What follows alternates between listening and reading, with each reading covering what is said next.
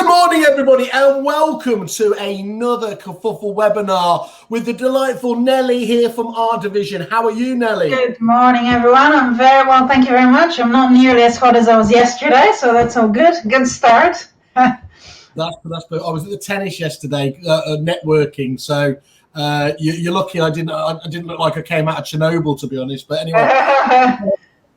Yes. Congratulations, because of course what we're here today celebrating as much as anything is the fact that it's your 20th anniversary as art division, doing fantastic websites and marketing for digital marketing for agents. So congratulations. Indeed. Yes, thank you very much. I mean, 20 years is a very long time.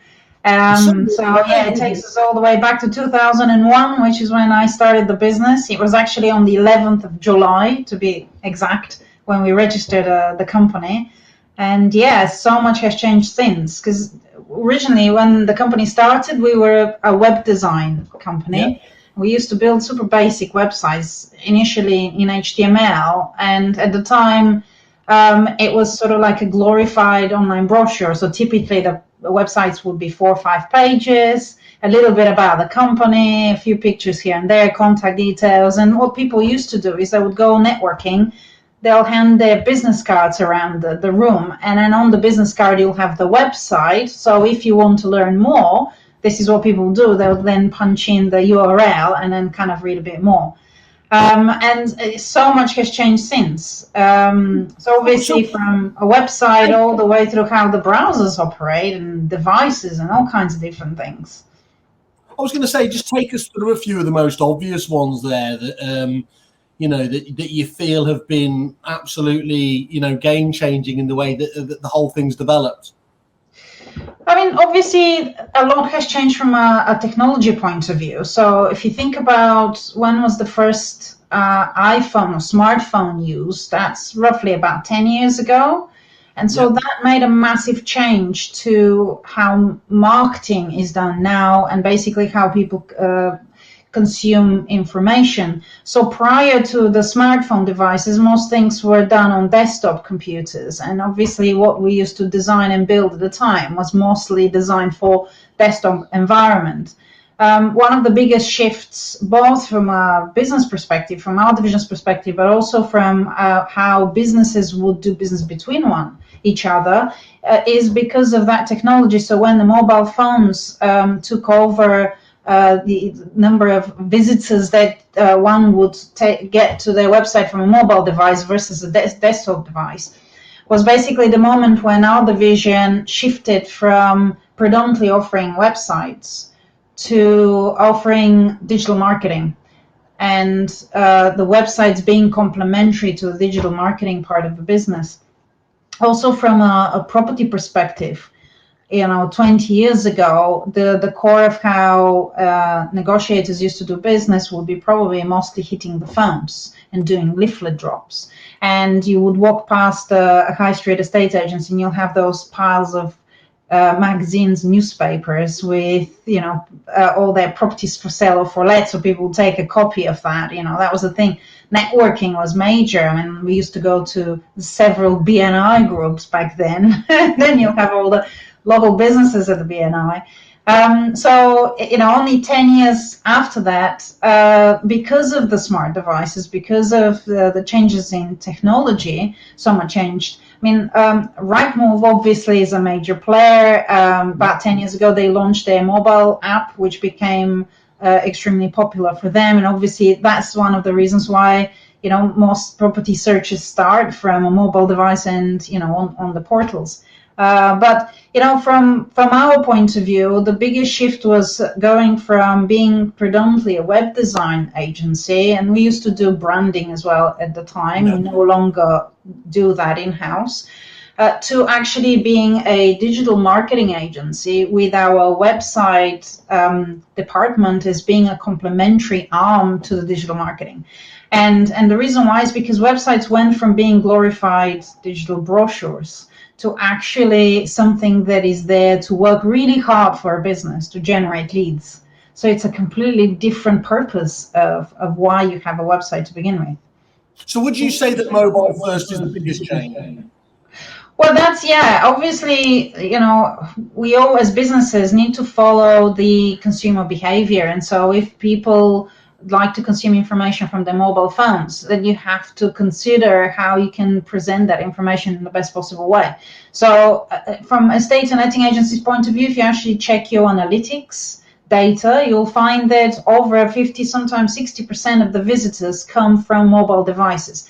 Now, there's a caveat to that because it varies depending on where you're placed. So we find that in central London, the estate agents that are selling sort of high-end properties, prime properties, there are more people using desktop devices than in areas further out.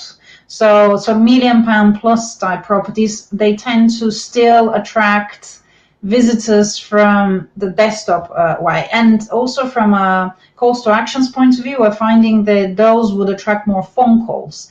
Well, as properties that are below the £1 million pound mark, you'll find that definitely you have more visitors coming from mobile devices and more inquiries are being done via things like forms and stuff like that versus phone calls. So really, what I'm trying to say is that don't just assume that because people use mobile phone that for you that's the driver. You really need to assess and analyze your data, see where you are, see who your consumer is, how they want to consume information, sort of like go from there.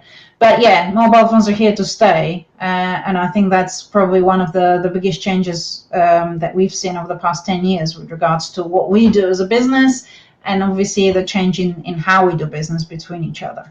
So clearly there's been a huge amount of change that you'd expect. What's stayed the same? What are the constants that have happened from when you started that are still really important regarding web design? Yeah, I mean, we all talk about business to consumer, business to business as a form of communication, but I'm a great believer that really it's a human to human communication. And so although the devices have changed, although technology has changed, what hasn't changed is the fact that we are people and we like to communicate with people that we like, right? So likability and building those relationships between humans has always been there. So 20 years ago, I built a business on the basis of networking. I used to go at least once, if not twice a week, to a different networking group.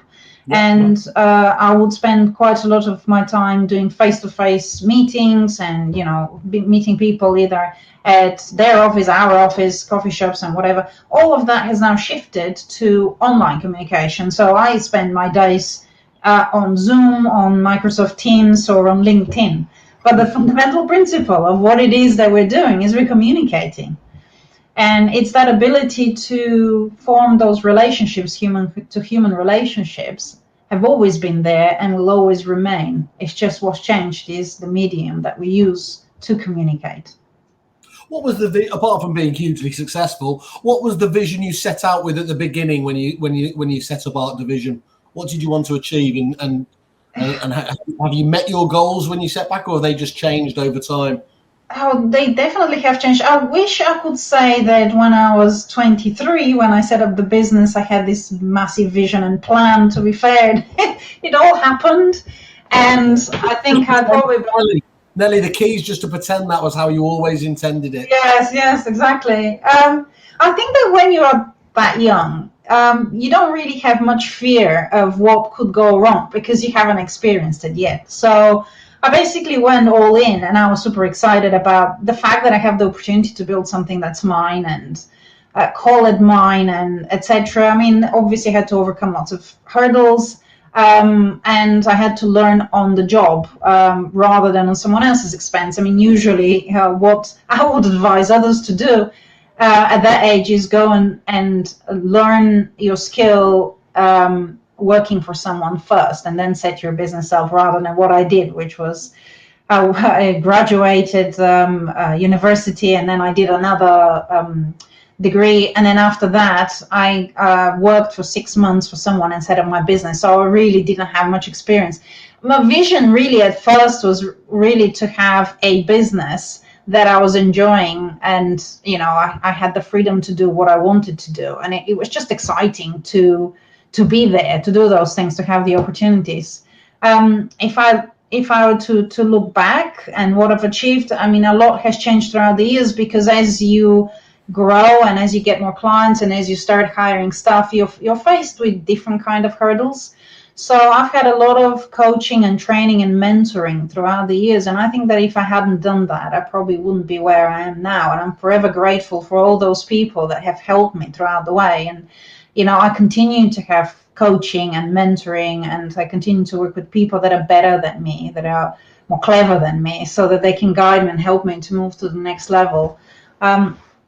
So yeah, I think that right now I have a vision and I have a direction. Back then, it probably wasn't as clear as a direction, but nevertheless, it was a great learning curve.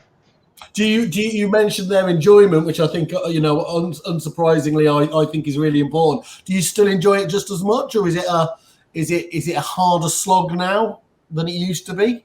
That's a very interesting question, because I mean, I don't have the energy I used to have then. I've had 14-hour days back then, and it wouldn't faze me. Obviously now, I am a bit more stingy with my personal time, and I feel that success. You've got to have a fiesta every now and again, or siesta. That's exactly. And I just feel that success is measured not just in how many hours you work on the business or in the business, but how many hours you don't work, and having that kind of balance, if you like. So yeah, I mean, the enthusiasm is there. I'm one of those ideas people that is constantly motivated by change. So this is the reason why I'm in this industry, because change is inevitable and it's constant and it's non-stop. But at the same time, it motivates me to know that I have a very good team around me. And if I take a day off, things are not going to stop. The guys are there to do their job, and they're brilliant. They're very, very good at what they do. So yeah, it's a different level of maturity, I guess. Well, that's one of the key things, isn't it? When it changes from it all being about you as a business to being able to, as you say, you take the day off here and now, and not everything stops. That's really, really important, isn't it? Yeah, absolutely, 100%. I think that businesses grow in phases, and so you need to kind of go through each phase. You need to feel the pain in each of those phases to learn from that, to then be able to grow into the next phase.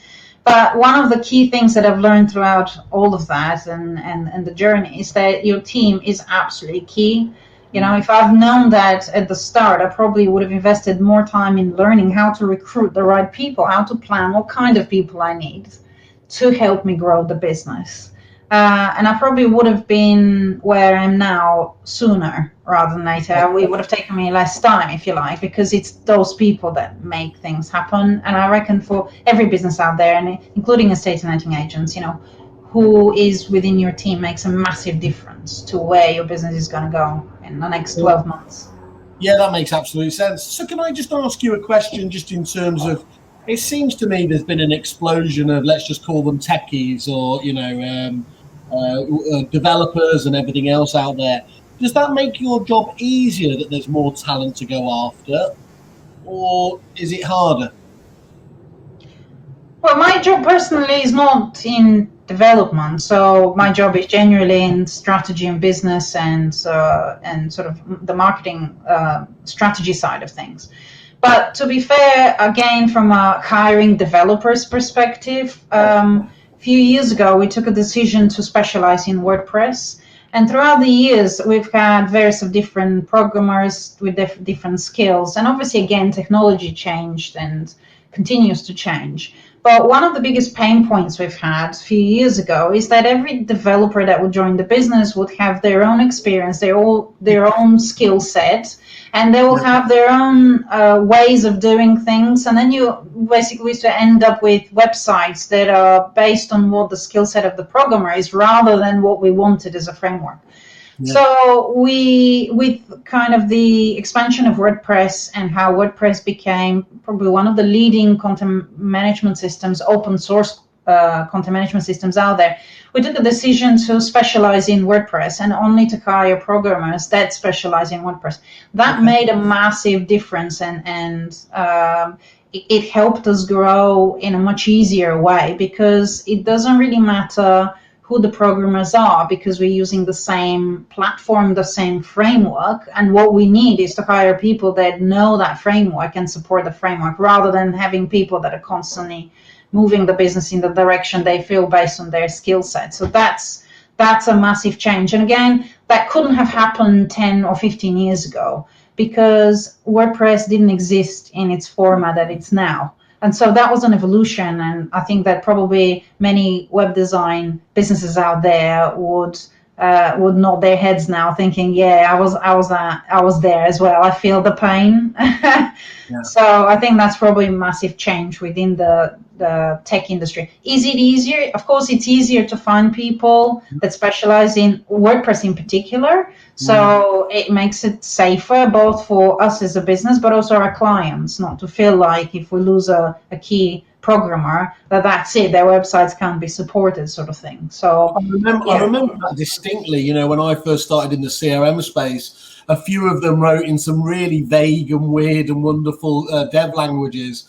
And there was literally a handful of people who could code in it. And the weakness of that model, as you highlighted there, is if one of them goes under a bus or leaves or whatever else, the whole company is exposed. I suppose that advantage you've got there, like WordPress, or dare I say even the likes of Salesforce and the CRM, there are so many people out there now, you're never going to be left with anything other than a huge choice of talent to go after, are you? Yes, absolutely. And I think that this also attracts people to decide to specialize in something that they know that it's a career path.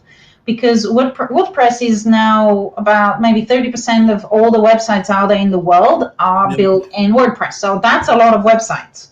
And all of those websites will require programmers and people to support them, to update them. And there's going to be a lot of clients that would require new websites built forward. So I would recommend to agents, if you are looking for something that is molded to your needs, to actually go for an open source platform rather than something so bespoke and unique that you can't really change and adapt. And would it be fair to say, Nelly, that because you've got that as well, WordPress, of course, just has loads and loads of kind of out-of-the-box integrations, doesn't it? Yes, absolutely. I mean, that's another advantage of why we chose WordPress, is because we felt that, with every new client and any new request, we had to literally start from zero. So we would plan and then code whatever module that they would require. WordPress is a modular system. And so when someone requires something 9 out of 10, this is already coded, it's already created. And what you do is you just take it, you install it, and it works. And so this saves a lot of money, it saves a lot of time, and the end result is there for the client to actually reap the benefits of that functionality. More choice. There is more choice, absolutely. And that's the thing, it's websites back then were online brochures, and that was their function. Websites today need to work really hard to generate businesses leads and obviously convert those leads into clients and instructions, etc. But things change very often, and so what you've got today might not be suitable for what the market needs in 6 months' time or in 12 months' time.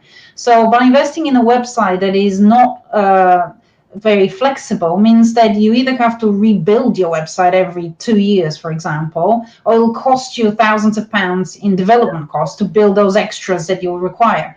The likes of WordPress open source platforms, because a lot of things are pre-made and because they're driven, basically a lot of programmers are developing those things and are offering them. Some are free, some are paid, but even if they're paid, they're not very expensive.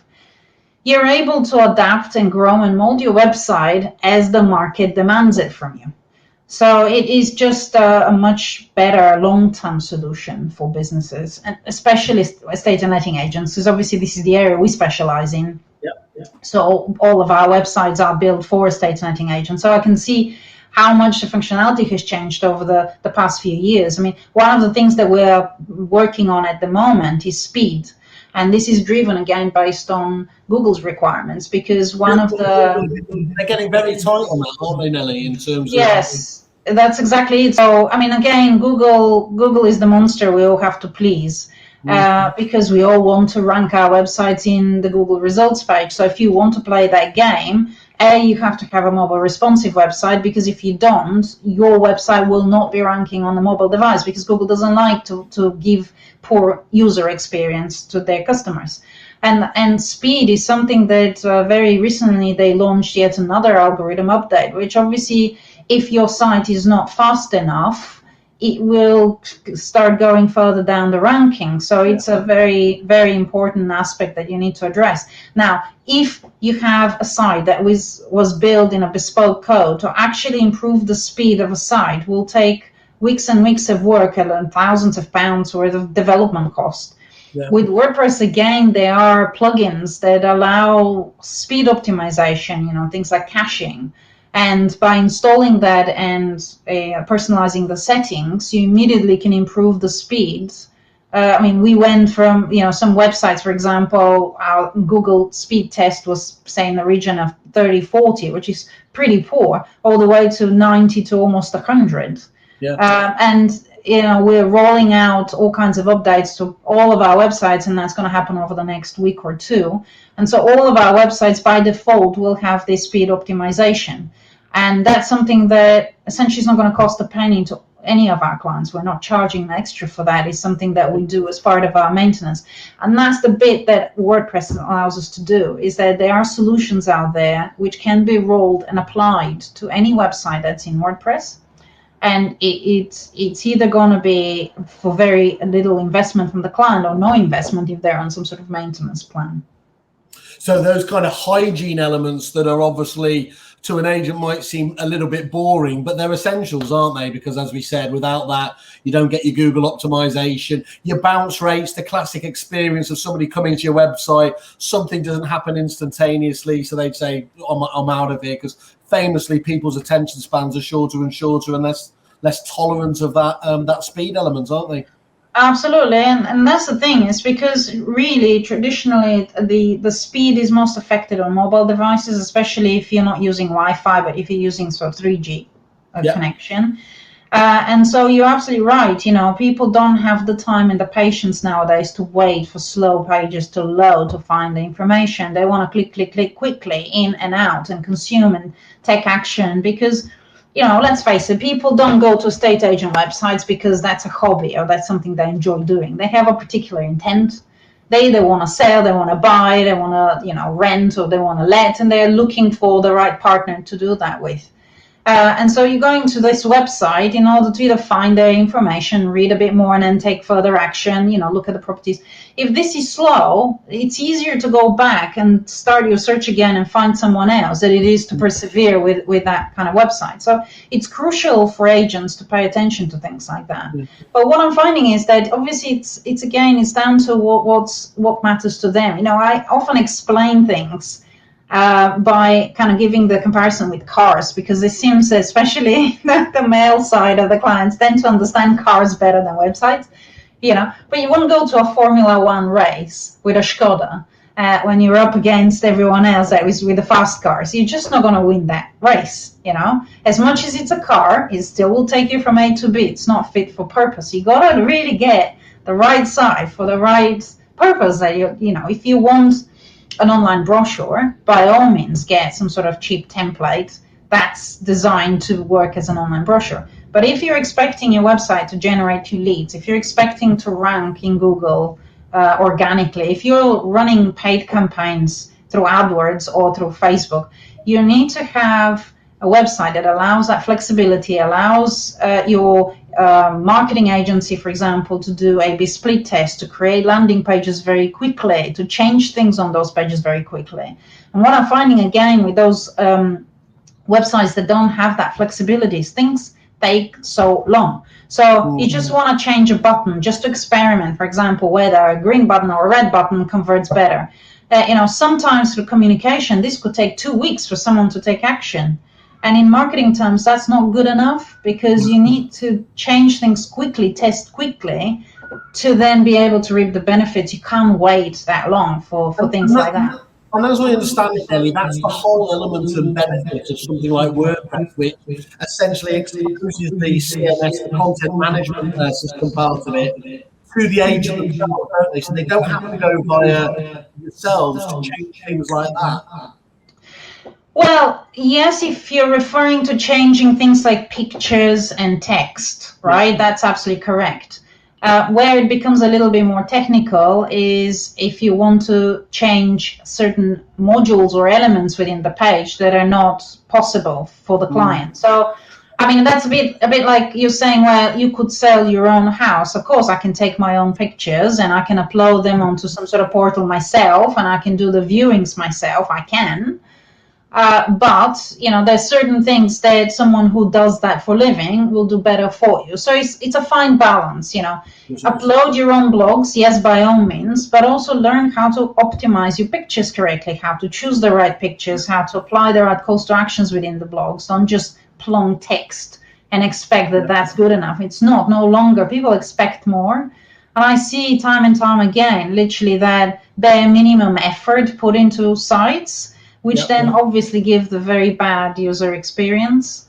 So I think, as much as we have all that flexibility, it still requires a little bit of TLC from people, so.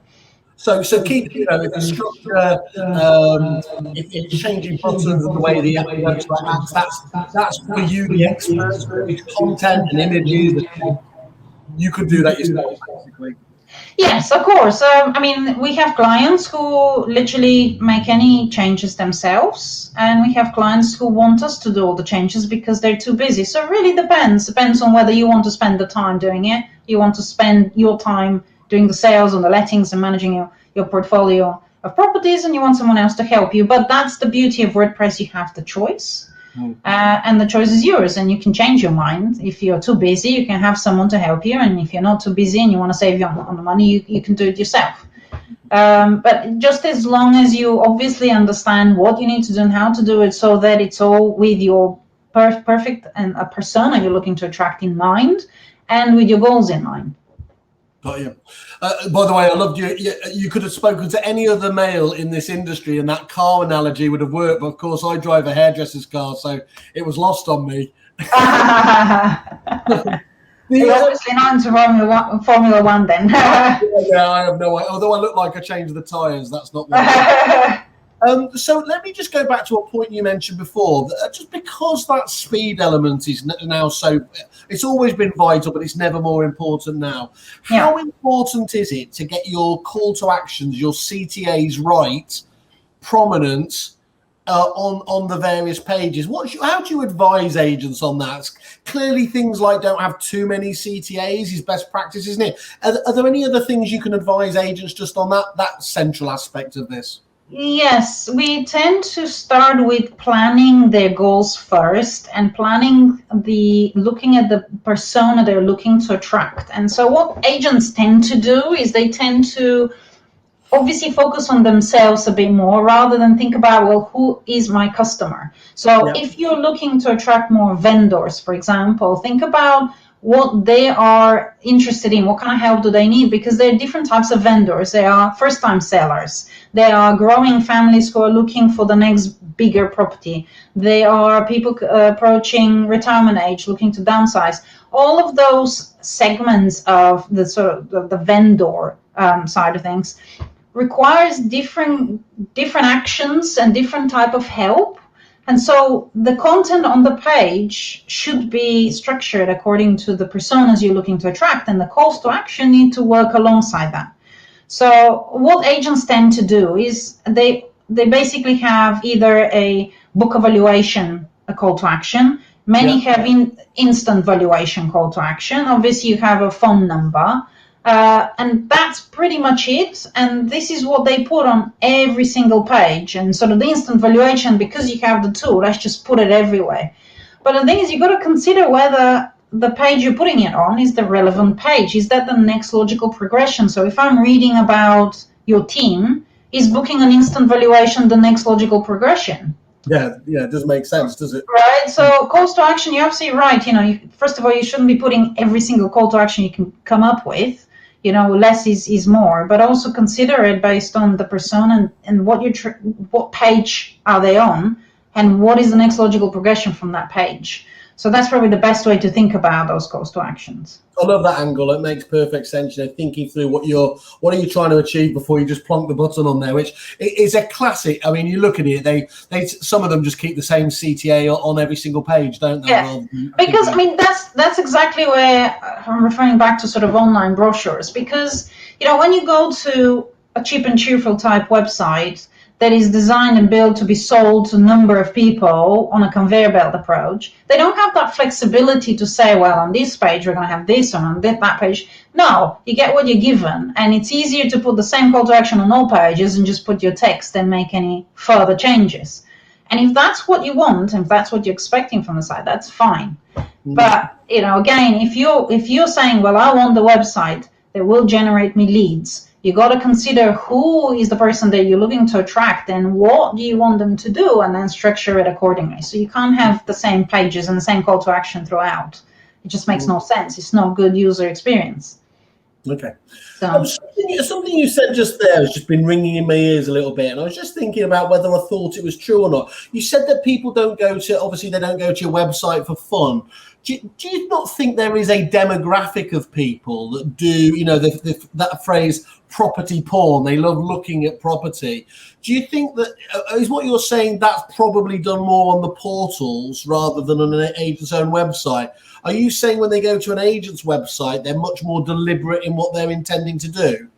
Well, generally, if you think about sort of like the reasons why someone would go onto an estate agent website, and you can look at the journey as well. People start with their so-called research phase. Yep. So I am considering selling my property at some point. And because I'm considering, I'm probably now starting to listen more about what's the market doing. I'm checking perhaps other properties on the market to see what price I should expect for my property. I'm starting to read articles about when is the best time to sell, probably more about sales progression, stamp duty, all kinds of things like this. This is the research phase, and this is where people will end up on your blog articles and will consume blogs. But that's because they have a particular intent, right? I wouldn't sort of wake up one day and think, oh, I know what, I'm bored, I'm going to go onto an estate agent website. That's never going to happen. But it can happen if I'm into music, into fashion, into art, so it's a different sort of intent. So this is why with estate agent, everything should start with your buyer's persona you're looking to attract. That's your starting point. Who are you looking to attract with your website? Then you structure your content to ensure that those people have the best possible journey on your website. So blogs, yes, they are for that research sort of phase. Once I move on to my next phase of the journey, where I'm thinking, right, now I've decided I am going to put my property on the market, I will sell, then I'm going to start researching which estate agent am I going to invite to my house. Is it this one? Is it this one? Or is it this one? In which case, at that point, the kind of content I'll be looking at is maybe social proof, case studies. Are the Google reviews 5 stars? Are people complaining from this agent or that agent? And based on this type of content, I will decide which 3 perhaps I will invite to my house.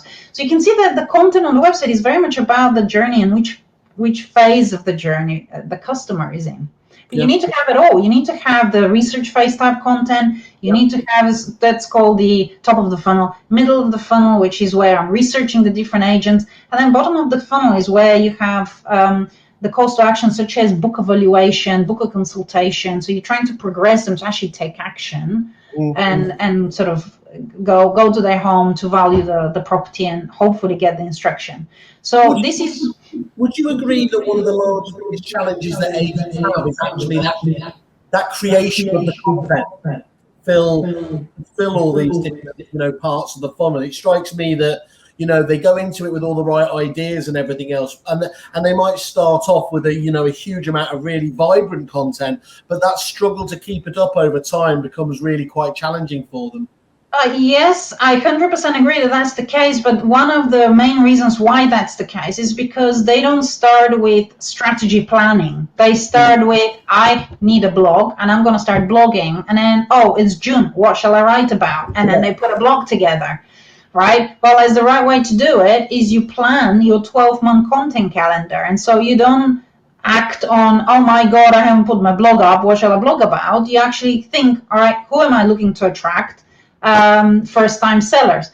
what kind of content would first-time sellers like to read. Then you do a bit of research, and then you plan your topics for the whole year, and you put them into content calendar, and you either write the copy yourself or you have a copywriter that writes it for you, and that copywriter has deadlines.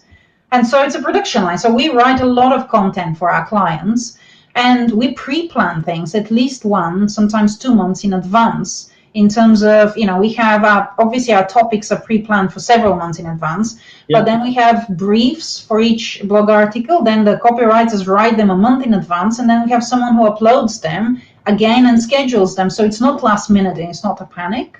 And we typically, for agents, we write between 2 and 4 blog articles per month. So 1 a week is the kind of typical.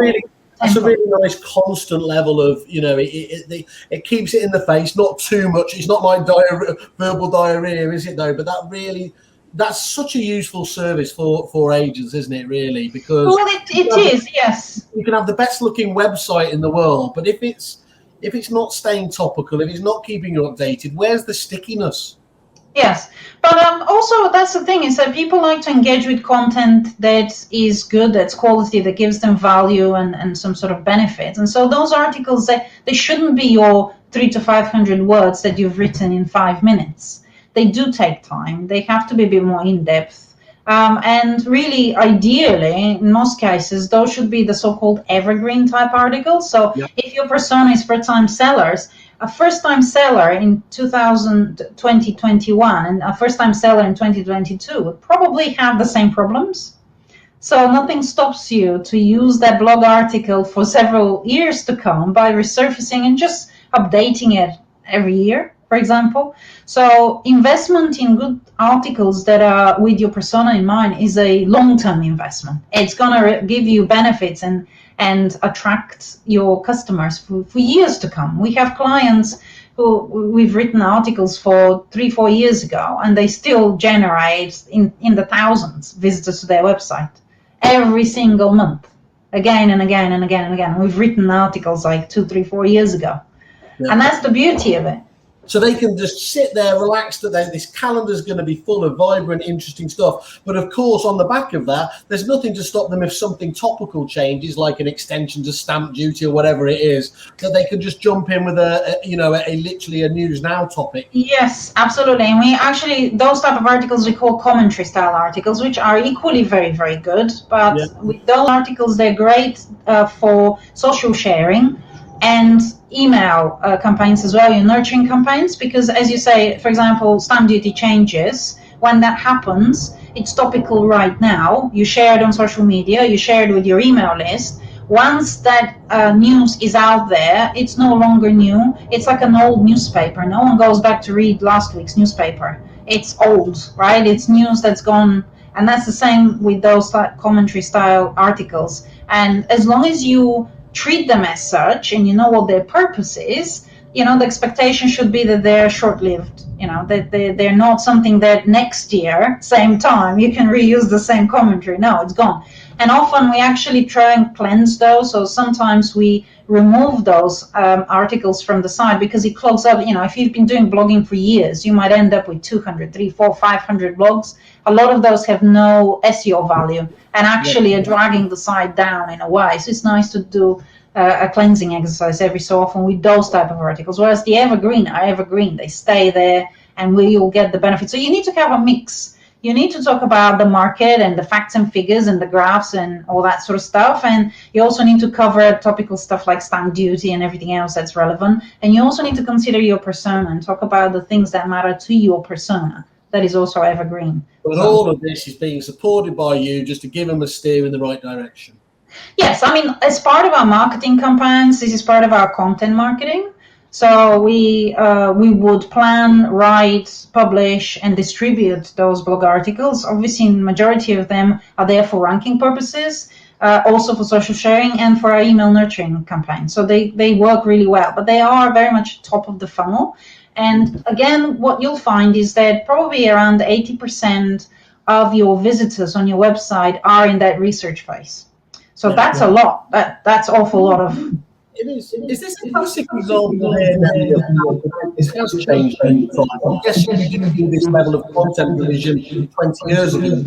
That's exactly. We didn't do any content 20 years ago. To be fair, that's the thing, is that back then everything was an online brochure type thing, and obviously as technology progressed, you would start creating sort of features and gimmicks and movements on the pages, and that was the exciting thing. When Flash came and you could do things that move, and that was the thing. And it wouldn't work on half your browsers. Yeah, and you wouldn't work out exactly that, and you do things for the sake of doing them because it just looks cool. But nowadays, really, that's my personal opinion, but you're better off investing in a practical site that is flexible enough that will allow you to grow, and then putting most of your money into your marketing than putting thousands of pounds into a fancy website that you never update and change.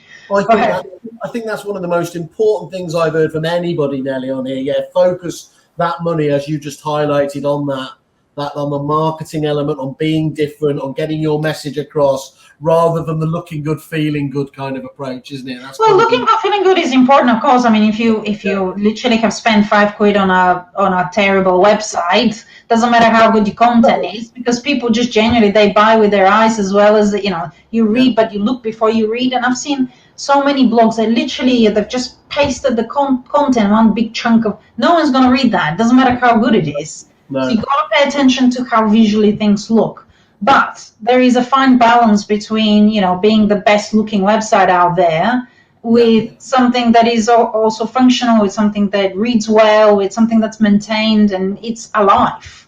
Again, if you have big budgets and if you can invest thousands and thousands in having it all, great. But if you don't, then you have to balance things and not just checking everything towards one aspect of it. It needs to kind of all work together. Okay, let me ask you a zinger then, Nelly. What's the right amount that an agent should be thinking about spending on a website to get a top-class website? What should they have in their mind to spend? So again, it really depends on how big they are. So that question would be, the answer should be different if you're one brancher that covers, say, 1 to 3 locations. So then if you're a 20 branch agency and you want to cover 60 locations, because there's so much more work and functionality, etc. So it's really down to the aspiration of the business. Our websites start from £1,500 setup and £150 per month, which includes support and maintenance. Roughly for an established business with optimization, because we create a lot of copy as well, specific pages, we have specific structure, everything is with marketing in mind. Roughly, if you're investing in a marketing ready website, you're probably more towards the £5,000 to £8,000 mark. If you want a bespoke website, you're probably looking 10, 15,000 and up.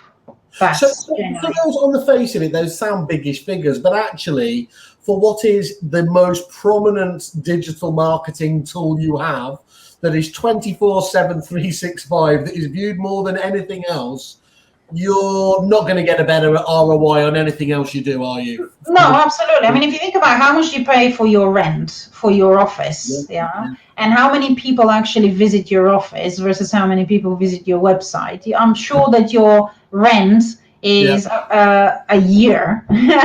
It's probably at least £20,000, right? Nelly, I've always loved that analogy of comparing your website to an office. Seeing it in that respect, looking at the visitors it gets. If you can track the ROI, as you should, of course, be tracking the ROI. If you could attribute that just to the website, it would change business owners' views, wouldn't it, of that investment in the website overnight?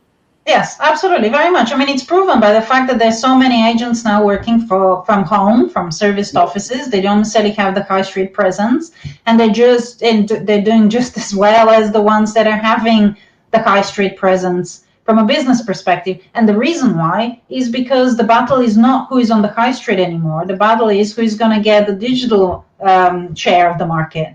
And you'll find that the ones that are ranking for most of their locations, the ones that are doing the marketing on the channels where the personas are, where your customers are, the ones that are with the most touch points and automated marketing funnels, they're the ones that are scooping most of the business. because it's all about touch points as well. That's another aspect of it, where again, flexible websites like WordPress are really, really helpful, because things aren't linear. People don't just go to Google, do one search, click once and convert. That almost never happens. It's very, very rare. Typically, there are several touch points. So what you might do is you might Google, you might click here, you might click there. Then if people have remarketing, they'll start seeing your banner advertising, then they might click on that. Or maybe 3 days later, they'll see your post on Facebook, or maybe they will receive your email if they've signed up for something else. So all of those channels, they all work together. And the aim of all of this is to create that relationship with the brand. And so I spoke earlier about human-to-human relationship. Obviously, that goes when a negotiator is really in touch with someone specifically. But there is a relationship with the brand as well. And when you think of a brand, estate agency brand, people tend to have an opinion of that brand for whatever reason. Maybe you like their colors or you don't like their colors. Maybe you've seen their boards way too many times, or you've heard things about them, whatever it might be. And so again, you have established brands and new businesses or businesses that are not so well known. That makes a massive difference as well. Established brands need to work not as hard to get the conversions when they do marketing campaigns, because people know them.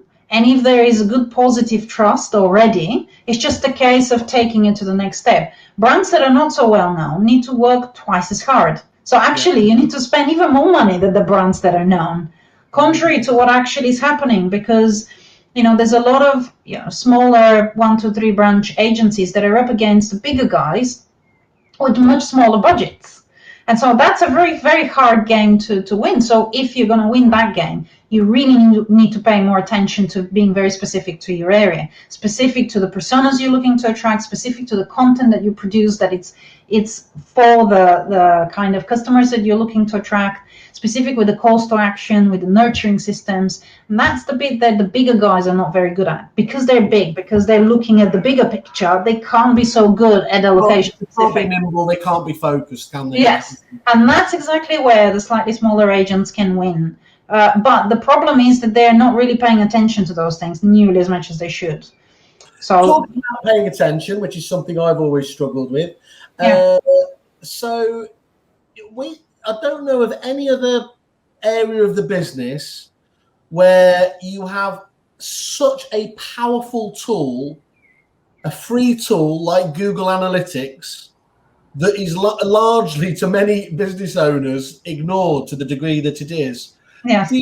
Do you get frustrated about that, or is that just a key part of what you're about then, is making sure that you are obviously using that tool to advise them accordingly of where to improve? Because it is fair to say, I mean, most of them know about Google Analytics and they might log in for numbers, but they don't use it, I don't think, in any real demonstrable sense, do they? That's correct. And I think with Google Analytics, I suppose the good thing is that you have all kinds of different data, and the bad thing is that you have all kinds of different data. Yes. Because so much data is in many ways noise, and people really don't understand how to read this data, how to apply this data in what actually matters to them. And, they choose not to read the data at all at the end of it, because it's a little bit confusing. And the starting point shouldn't be, yes, I mean, the data is available and that's fine. The question is, what do you need to know? Why do you need to know that? And what are you going to do by knowing it, right? Yeah. So what do I need to know? Where is my traffic coming from? For example, if I find that 60% of my traffic comes from organic, what else do I need to know? Maybe. Do I need to know what pages generate the most of the traffic? Yes. And if I find a particular blog, I mean, just to give you an example, we have one client, one blog generated 11,500 visitors for the year. That's a lot of visitors from just one blog alone, right? Now, here is where Google Analytics plays a role. If we didn't look at Google Analytics and we didn't find that fact, we wouldn't know that this blog was so good and it ranks so well and it brings the traffic. Why does it matter? Because if we know that 11,500 people visited that blog in 1 year, then we can look at what calls to action do we need to put on that page to progress them. How is this helpful to the business, right? Yeah. Because essentially what you want is leads. You want to convert every visitor to your website to a potential lead, which then you can progress further. So this is where analytics is good, is that it gives you data which then should prompt some sort of action. We do a lot of conversion rate optimization type work. This is generally for established businesses that have 20,000 visitors or more, typically. And that is because when you have all that data, you kind of need to dissect it and work on it every month, a little bit at a time, so that it makes a bit more sense. You can't focus on everything all the time. And what I would advise is a very bare minimum for agents to set goals, at the very least in analytics. Think about what you want to track and set it as a goal within your analytics, so that when you log into your account, you can at least look at how many goal conversions you've had each month. At least that's a more basic thing that will be helpful. So you mentioned leads there. What should agents' view be on leads? Because there's clearly a variety of different types of leads, aren't there? And Yes. I've made myself pretty unpopular with agents over the years by telling them they're not short of leads. You know, they've really struggled with the ability to deal with the numbers of leads and to prioritize the hottest leads that they need to deal with. Yes. How do you advise agents to do they have a one-size-fits-all response to leads, or do you recommend actually a different approach based on where they've come from? Well, first of all, there are different types of leads. You can divide them into cold, warm, and hot leads, for example. But this is where a good marketing campaign could complement the sales activity. So, you know, if you have 10 negotiators on board, there's only so many hours in the day, and there's so many conversations those negotiators can have in every given day. So, you know, if you're using instant valuation tool and you generate 400 new requests, for example, for the month, do you expect that your negotiators jump on the phone to all of those 400, or do you expect that your email nurturing system kicks in and actually warms those leads for you? Your remarketing kicks in and actually works as well. All your other marketing activity is actually helping towards. And in my view, this is where sales with estate agents is not meeting marketing in the right way. Sales and marketing need to work together, not against one another. And I think at the moment there's a little bit a fight between the two.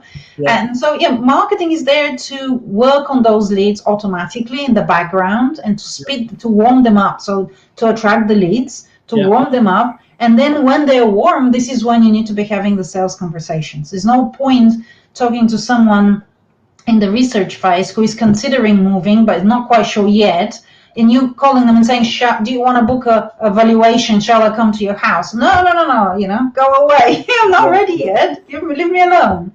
Right? So you gotta understand the journey as well and kind of utilize your resources. So you're better off having your negotiators hitting the phones and working on the hot leads and having your marketing working on the cold leads. I think that you're absolutely spot on there in terms of that. Salespeople need to understand, just because a lead might not be transacting in the next few weeks, it is not a tire kicker. Yes. Just a different stage of the evolution of that lead. And as you said, fine, understand that. And this is the most important thing is, yes, don't just drop it completely. Make sure that it is being nurtured by the EDM or the digital marketing or whatever it is, to show that they still know that you are the brand that when they're ready, they need to come back to. Yes, absolutely, 100%. And the thing is, technology has progressed so much now, so there is no excuse, really. Because if you think about it, how much have the CRM systems changed over the years? There's so much a CRM does now that hasn't done in the past, that I know of agents who have less people doing the work they used to do a few years ago manually. Right, so it saved several salaries in some organizations as a result of that. Now, obviously, websites have changed, technology has changed, the way people communicate has changed. Probably many agents now use Zoom for a lot of their calls, and you have even the likes of WhatsApp that makes it easier to progress some relationships going forward. So I think that you don't need constantly to hire new people when you're looking to grow. What you probably need is to invest into your processes and your systems, and ensuring that you have a structured marketing campaign that sort of runs on autopilot in the background, so that you can focus on the leads that matter the most, rather than wasting those people's time on people who are not quite ready yet. Yeah. That would save You know, you're talking about how it changed. I mean, the first major thing is, I mean, the fact they're called CRM systems these days, you know, they were just estate agency software, weren't they? So Yes. as that functionality has changed over the years, you know, they've evolved into those CRM systems, haven't they? Is the first and most important thing. How important is the relationship that you have, Nelly, at Art Division with the CRM companies? I imagine you would have a closer relationship with some than others? Is it vital that you have a tight integration? How does that core kind of relationship, which for most agents would be their two main partners, need to be? To be fair, yes, obviously we work with quite a few CRM providers. You know, the big ones, the usual Repeat and Alto and Jupix and all the rest of them. But it's mostly to do with integration of the feed that comes from the CRM into the website, and that's more of a technical relationship. Marketing-wise, I still think that there is a lot to be done from the CRM provider's point of view to allow integration within marketing. Genuine two-way integration. Two ways, yeah. They seem to be only a one-way thing with them, not a two-way thing.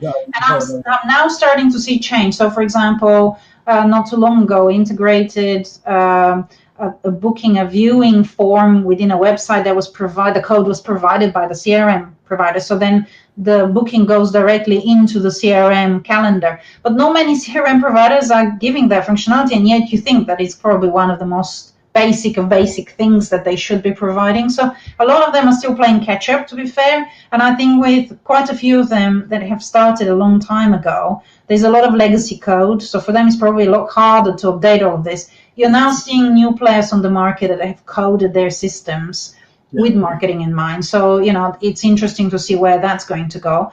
But like with everything, it's never going to stop, right? We're always moving forward. We're not moving backwards. There's always going to be things to fix. And I think that probably the relationship will become closer and closer going forward as they start creating those sort of API options of integration. At the moment, it seems that the marketing is kind of done here and the sales is done here with a very tiny little bit of a connection in the middle. And often that connection is they receive the email inquiry, someone manually puts that contact details into the CRM, and then the sales process starts. And in exactly the same way as it was in the past, sales and lettings were over here, weren't they? Yes. And they need to work together. That's exactly how the website and the CRM should go forwards with, isn't it? Yes, absolutely. So Nelly, let's just go back, because I'm keen, obviously it's the 20-year angle I'm really keen at here. Yes. I want to just get an idea. What was it about estate agent that made you think, you know, you could have done any industry you wanted to back then? What was it that made you think this is the one for me? Because famously, some of them can be, and I'm a bit cheeky here, can be a little bit high maintenance. Yes, that's true. They can be. Lots of them that are lovely as well. And I mean, to be fair, I think first of all, it all started by us getting an estate agency client. And then this kind of gave us an insight as to what it's like to do marketing for the property sector.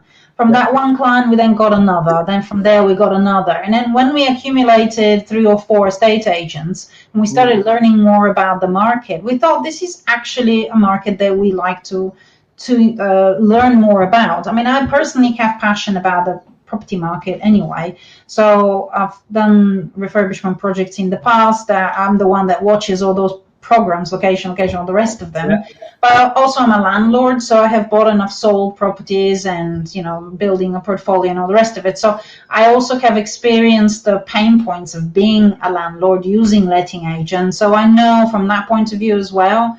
And I have that kind of personal passion with the property, and obviously the people that we attract, the people that join our division, know that we specialize in property, so they come because they have either interest or passion in property, and so the two kind of work hand in hand. But to be fair, it wasn't a planned decision to go and work with estate agents. It kind of happened, and we concluded that actually that's something we would like to do more of. And to be fair, I haven't looked back. In fact, a few years ago, we took a decision to predominantly work with estate agents. We do have some clients that are within the property sector that are not estate agents, they're suppliers to the industry, but our core focus is estate agents. And I think one of the main reasons is because we now know the market inside out, and we feel we can add a lot more value, not just because we know marketing, but because we know the property sector. That's hugely important, isn't it? Because then you've got niche specialisation, which of course is what you're looking for, isn't it? And tell me, Nelly. So, in terms of why would agents choose you guys as a supplier for the marketing and website, other than that specialist knowledge and everything else? What else is it that Art Division offer that that really pleases its clients? Well, first of all, we deliver results. Obviously, I'm bound to say that. It's really hard to talk about yourself, isn't it, in that respect? But we really specialize in the independent agents, and why agents choose to work with us is because they feel that we are a partner of theirs, and we would work with them to grow their business. So typically our clients are with 1 to sort of 10 branches, that sort of size, that are looking to grow and need help by someone who understands their industry and understands marketing, and they're not at the level where they can hire an in-house team with all the skills. Generally, that happens from sort of 10 branch or more. I mean, to be fair, I have spoken with agents that have 100 branches with no proper internal marketing department. So it's not necessarily true that they all have all the skills in-house. But what with us is we really enjoy taking a business that has the flexibility to make changes quickly, which is on that level. Because when we implement all the changes from a marketing point of view, we tend to get very quick results, and the benefit their end seems to be far more than once you start working for the slightly bigger guys. I guess it's the fact that a lot of our clients are seeing us as partners and are trusting in us to help them grow. Yeah. Okay. And you said you wouldn't do the hard sell for yourself, but I'm going to, because we're going to talk in a minute about your 20th anniversary special offer, which is fantastic. But I think, you've heard Nelly talk today, and I'm just very conscious we've hit an hour. I could go on for hours and hours, but it's probably not fair on you or the public if we carried on doing that. But you've built over 1,000 websites, haven't you, in those 20 years? Managed, I think you're right in saying the stats were you've managed over £1 million worth of advertising spend. So it's fair to say you've got a fair bit of experience there. And then driven over 50 million visitors to those various websites. So there's your social proof, is what I'm saying, basically. On top of the all 5-star reviews you've got on, obviously, the wonderful Kerfuffle website itself. Yes, absolutely. I mean, obviously, from an experience point of view, we have done lots of things, and there's not much that we haven't done. And I guess we're leveraging on that experience and trial and error, and we see what works, and we can apply it across all of our clients. But being that we're 20 this year, we kind of felt that we need to offer something that is kind of playing on the 20 again. So we're basically offering 20 clients on a first come, first serve basis, 20% more for free when you buy one of our marketing ready WordPress, mobile responsive, fast loading websites. And our sites, they start from £1,500, which is our base package, and we offer a variety of different add-ons. So obviously, if you want to add pages that are optimized for ranking for certain things, and there's tons of stuff, functionality and all kinds of things like that, obviously you can build upon it.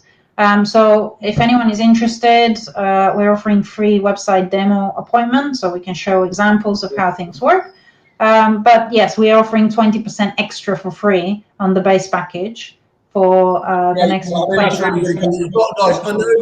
I know out there in property world, you're seeing discounts here, but this is a genuinely exclusive offer. As Nelly has just said, it's 20% off, and it's for only the first 20. So don't waste your time. Just have that initial conversation with Nelly as quickly as possible. Because Nelly, just to finish on, I'm guessing that this last year in lockdown and everything else, with its total switch towards digital being the main place, has made many agents realise that their websites just weren't up to scratch weren't up to muster, were they? So Yes. it must be quite a good time. Okay, they've been on the back of this busiest market ever, but now's the time to start thinking about what they're going to do next as things start to dry up. Well, to be fair, the best time to start thinking about it was yesterday. But if yesterday can happen again, then now is definitely a good time. The thing is, digital is here to stay. That's the future. So you can't avoid it. You can ditch your office, but you can't ditch your website going forward. And that's the reality of it. The question is, are you planning for growth or are you not? So if you're happy where you are and you want to stay where you are, then that's fine. But if you want to move forward, if you want to grow, if you want to attract more customers, be that vendors, landlords, even buyers or tenants or investors, then you got to plan with that in mind. And this is where the product that we've put together, which is a very unique product, it's not something that's available that I'm aware of by anyone else on the market. It's let's label it as a hybrid offer in estate agency terms. But basically, we have built a core which we personalize for clients. So we save, and the reason why our starting price is so low, it's not because our websites are templates. We don't sell template websites. We have a core functionality which we install, and that gives us a 70% of the work pre-done, and then we need to just do the 30% left to finish the site off. That saves a lot of time. That's the best of both, isn't it? Which then obviously saves a lot of money from an agent's point of view. So whereas before a site would take us 3 to 4 months at least from a building point of view, and weeks and weeks and weeks of work, we can turn around the site within 4 weeks, 4 to 6 weeks. And most of the time, the reason why it's 6 weeks is not because of coding, but because we're waiting for the client to provide the copy. So it's much faster. As a result of that, there is a saving, which we're then obviously passing on to the client. And the saving that they have, they can invest in their marketing. So that's the thinking here, get a site that is fit for marketing and for growth. And at the same time, the saving that you have put into marketing to generate more traffic to the site, start converting more. Perfect. Well, look, I've just put the website up again there as well. Just scrolling down here, there's a supplier video, which again gives a really nice overview of why they should work with you guys, which I think is really nice. It's a lovely way of demonstrating it. I've also just popped the URL for another of your videos as well that gives some context about the business there, Nelly. So thank you very much, Simon. Obviously, anyone get in contact with her, there's a contact us button, obviously, on the art division page on there, where you can find Nelly on the normal places on social media, on their own website, and just obviously make sure you mention that you've come via Kerfuffle to get that top 20 deal as well. Nelly, thanks again. I always feel like I've learned a little bit much more, which is pretty important on a daily basis. So congratulations on your 20th, and look forward to your 30th in a few years' time. Yes, thank you very much, Simon. Thanks. Actually, Paul has just highlighted to me, which I should just pop up on here. Thank you, Paul, for that reminder. Nelly is going to be helping us out with on our campus training platform. You've heard the knowledge and that she's got to impart here. So in a very non-salesy point of way, giving some pointers there. So anyone's interested in that and you want more of today, please get in contact. So Nelly, can't wait to see those. But for the best for now, go and enjoy your birthday cake. Yes, thank you very much. All the best. All right. Bye. Bye-bye.